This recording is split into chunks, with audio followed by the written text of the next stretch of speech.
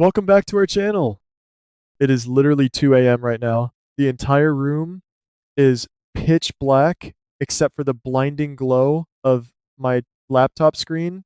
And I am wide awake because my brain absolutely refuses to shut down after reading the incredibly intense Friday, June 12th spoilers. The massive breaking news dropping this Friday is that Jens has deliberately injured Cassius to sell their fake escape story. Carly is walking straight into a terrifying death trap, and Christina is dropping a life altering bombshell on her parents. Let us start with the absolute heart stopping terror that is Carly. In the Thursday episode, carrying over into Friday, despite Valentine explicitly warning her to stand down and play things safe, Carly is doing exactly what Carly always does, going entirely rogue and ignoring every single red flag. She is storming the absolute nightmare fortress of Windermere all by herself to search for Jocelyn. I've been watching since the early 2000s, and I have survived every single Carly era, the dangerous mob wars, the terrifying kidnappings, the corporate hotel takeovers, but this specific storyline is fraying my absolute last nerve. She's putting herself directly in the line of fire, and the spoilers say this incredibly reckless move might actually pay off if she spots the ring that Jocelyn intentionally dropped as a desperate breadcrumb. But the triumph is going to be so devastatingly short lived because Carly is going to accidentally run right into Ross.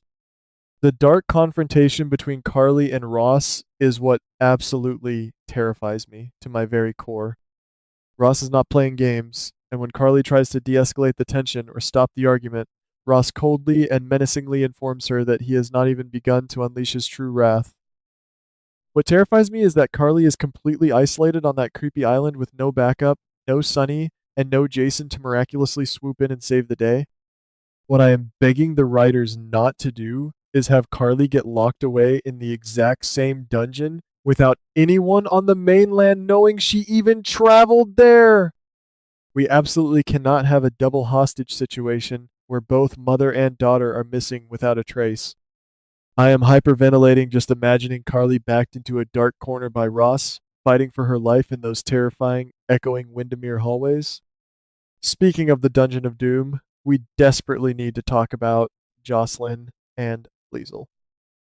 My poor, brilliant Jocelyn is proving exactly why she is the ultimate survivor in this terrifying situation. While trapped in captivity, entirely unaware of the absolute madness happening in the outside world, Jocelyn looks at Liesel and delivers the most chilling strategic advice. Their only power right now is the power of delay. Liesel has been forcibly recruited to finish the incredibly dangerous cold fusion project, and Jocelyn is pushing her to intentionally drag her feet, stall the complex calculations, and buy them as much time as humanly possible. The psychological warfare happening in that tiny, damp cell is brilliant, but it is also so incredibly fragile and undeniably dangerous. Seeing Liesel trapped in this impossible situation, completely broken by the recent devastating revelations about Nathan, just shatters my heart into a million pieces. GH is like family to me, and watching a legacy character like Liesel endure this level of relentless, agonizing torment is physically painful to witness. What terrifies me is that Jens and his ruthless operatives will figure out that Liesel is intentionally stalling and decide to physically punish Jocelyn to force Liesel's hand. What I am begging the writers not to do is inflict any more physical harm on Liesel or use the sacred, beautiful memory of Nathan to torture her mind any further.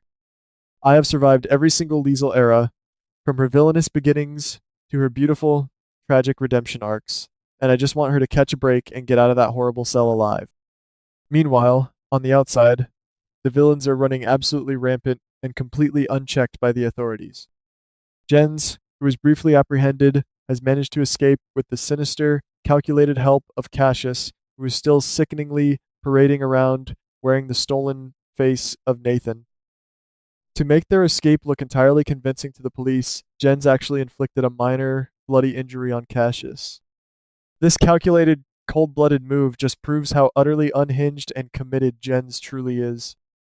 Because the injury looks incredibly real, Nina ends up reaching out to the fake Nathan to frantically check on his well-being. The dark, twisted irony of Nina worrying about the man who is secretly a monster in disguise makes me physically ill. Nina has absolutely no idea she is communicating with the devil himself. But Nina does do one highly productive thing during this absolute nightmare. She immediately contacts Ava to issue a frantic, desperate warning. Nina explicitly tells Ava that Jens is back on the loose, highly dangerous, and completely untethered from reality. Ava is going to try to brush it off, acting like she is made of ice and completely untouchable, but deep down, the suffocating guilt is eating her alive. Ava is sitting there, swimming in a sea of toxic regret because she allowed herself to get so incredibly close to Jens in the past. The horrifying fact that Jens just shot Lucas at point blank range is haunting Ava's every waking thought, and the emotional toll is visibly breaking her poised facade. What terrifies me about this Ava storyline is that her overwhelming, crushing guilt will push her to do something entirely self destructive to make amends for her incredibly poor judgment. What I am begging the writers not to do is have Ava try to take on Jens all by herself to violently avenge Lucas. We all know exactly how Ava operates when she feels guilty, and it always ends in a spectacular, heartbreaking bloodbath. And the absolute disrespect shown to the police department right now is infuriating. Cassius, still pretending to be Nathan, has the sheer audacity to get on the phone with Dante. Dante is trying his absolute best to manage the chaos, and Cassius feeds him a complete pack of manipulative lies, pretending that Jens has the upper hand to ensure a clean, untraceable getaway. What terrifies me is that Dante is going to walk straight into a deadly, explosive ambush because he implicitly trusts the familiar, comforting voice of his former partner. What I am begging the writers not to do is let Dante get caught in the lethal crossfire of this orchestrated escape. Dante's been through enough trauma. Now, let us pivot to the teen scene, which is giving me massive heart palpitations for entirely different reasons. Valentine, who is already stressed to the absolute maximum about Carly's rogue mission, takes the precious time to track down Charlotte and issue a stern, frantic warning. He explicitly tells Charlotte that she needs to stay far, far away from Danny. But of course, because they are stubborn teenagers with legacy blood running hot through their veins, the exact opposite happens. Danny reaches out to Charlotte because he desperately needs help, and Charlotte, completely ignoring her father's direct and intense orders, agrees to meet up and plot with him in secret. I am literally swooning and stressing at the exact same time over this. The romantic speculation here is completely off the charts. Danny and Charlotte teaming up behind their parents' backs gives me such classic vintage soap opera vibes. I am shipping them so hard, but I am also terrified for their physical safety in a town currently overrun by dangerous fugitives. What terrifies me is that Danny and Charlotte are going to stumble right into the middle of Jens's escape route or end up trapped at Windermere while Ross is on a violent rampage. What I am begging the writers not to do is let these legacy teens become tragic collateral damage in this escalating mob war. Please protect these kids at all costs. In a slightly lighter, but still intensely compelling corner of town, we have Cody and Molly. During their current book tour adventure, Cody does something that genuinely impresses Molly and earns her enthusiastic, glowing stamp of approval. I cannot even begin to tell you how much I am obsessively analyzing every single micro interaction between these two. The romantic speculation in my brain is running absolutely wild at 2 in the morning. Is Cody stepping up as a fierce, undeniable protector? Is he inspiring another massive, swoon-worthy romantic chapter in her upcoming novel? What terrifies me is that this rapidly growing bond is going to cause a massive, irreparable rift in Molly's existing family relationships. What I am begging the writers not to do is rush this dynamic and ruin the build-up. Let the beautiful, agonizing slow burn happen naturally. And finally, we have to talk about the absolute emotional wrecking ball that is Christina. Prepare yourselves, because Christina is sitting Sunny and Alexis down to deliver a piece of news that is going to shatter their entire world. She announces that she is packing her bags, leaving her hometown, and moving all the way to California to attend medical school. Let me just say that again so it truly sinks in. Christina is leaving. My jaw literally unhinged and dropped to the floor when I read this devastating spoiler. Sunny and Alexis are going to be absolutely blindsided, completely paralyzed by the shock of losing their daughter to the coast, just when the family is already fracturing from a million different directions. Christina is going to try to explain her complex reasoning, desperately trying to make Sunny and Alexis understand why she feels absolutely compelled to take this massive, life-altering leap into the unknown.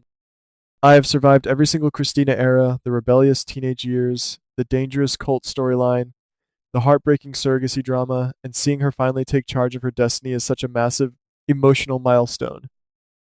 Seeing Christina standing there just hits you right in the feels. It feels like watching a real life family member leave the nest, and the tears are already streaming down my face as I picture the goodbye scenes. What terrifies me is that Sonny is going to react with his typical controlling, explosive anger and alienate her right before she leaves. What I am begging the writers not to do is let Christina leave on bitter, angry terms with her parents. Please, give us a beautiful, tear jerking goodbye that honors her incredible journey. I am looking at the clock. My adrenaline is spiking through the roof, and I am seated for every single second of this masterclass drama. Friday, June 12th. Bring on the chaos!